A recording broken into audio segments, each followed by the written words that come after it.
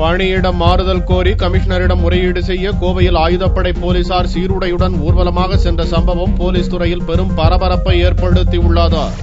கோவை மாநகர ஆயுதப்படை போலீசில் துணை கமிஷனர், உதவி கமிஷனர், இன்ஸ்பெக்டர், எஸ்ஐக்கள் உட்பட 800 போலீசார் பணியாற்றி வருகின்றனர். இதில் பணியாற்றும் வெளிமாவட்ட போலீசார் தங்களது சொந்த மாவட்டங்களுக்கு இடமாறுதல் கோரி விண்ணப்பித்த நிலையில் 2003ஆம் ஆண்டு பேட்ச் போலீசார் 30 பேருக்கு பணியிட மாறுதல் கிடைக்கவில்லை என கூறப்படுகிறது.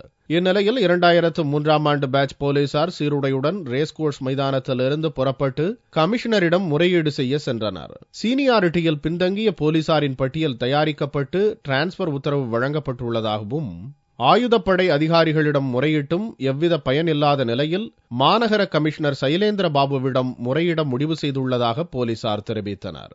திடீரென்று ஆயுதப்படை போலீசார் கோரிக்கையை நிறைவேற்றக் கோரி சீருடையுடன் ஊர்வலமாக சென்றது கோவை மாவட்ட மக்கள் மட்டுமின்றி போலீஸ் துறையிலும் பெரும் பரபரப்பை ஏற்படுத்தியுள்ளது. இதனிடையே வெளிமாவட்ட போலீசாருக்கான இடமாறுதல் உத்தரவில் குழப்பமோ குளறுபடியோ நடக்கவில்லை என்று ஆயுதப்படை போலீஸ் துணை கமிஷனர் வள்ளிநாயகம் தெரிவித்துள்ளார்.